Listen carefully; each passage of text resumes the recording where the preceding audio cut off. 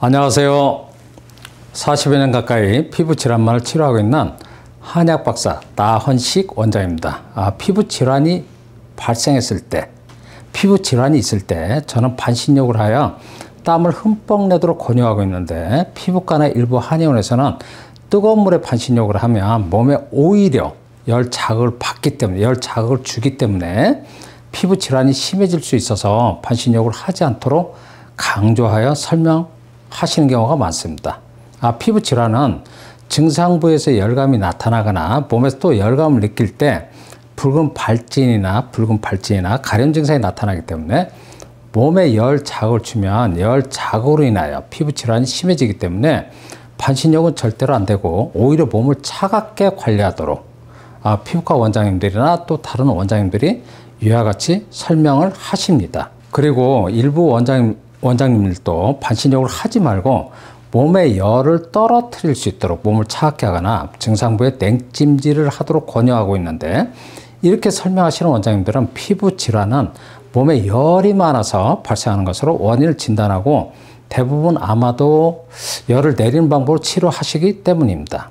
저는 피부 질환이 발생했을 때 몸에서 열감이 나타나는데도 반신욕을 하여 땀을 내도록 권유하는 이유는, 피부 질환 부위에서 발생한 열감, 또 피부 질환이 있을 때는 몸에서 약간의 열감을 느낄 수도 있는데, 이러한 열들이 몸에 열이 많아서 발생하는 것이 아니고 몸에서 자연스럽게 발생한 열이 땀구멍을 통하여 정상적으로 배출이 안 되어서 발생하는 것으로 원인을 진단하기 때문입니다. 피부는 스스로 여러 가지 작용을 독립적으로 하고 있는데, 그 중에 체온 조절 작용이 떨어지면 땀구멍이 정상적으로 열리지 않게 되고, 또 땀구멍이 잘 열리지 않으면 몸에서 자연스럽게 발생한 열이 땀구멍을 통하여 정상적으로 배출되지 못하고 피부 내측에 열이 머물러 있으면서 피부 표면에는 여러 가지 형태로 피부 증상, 피부 질환이 발생합니다.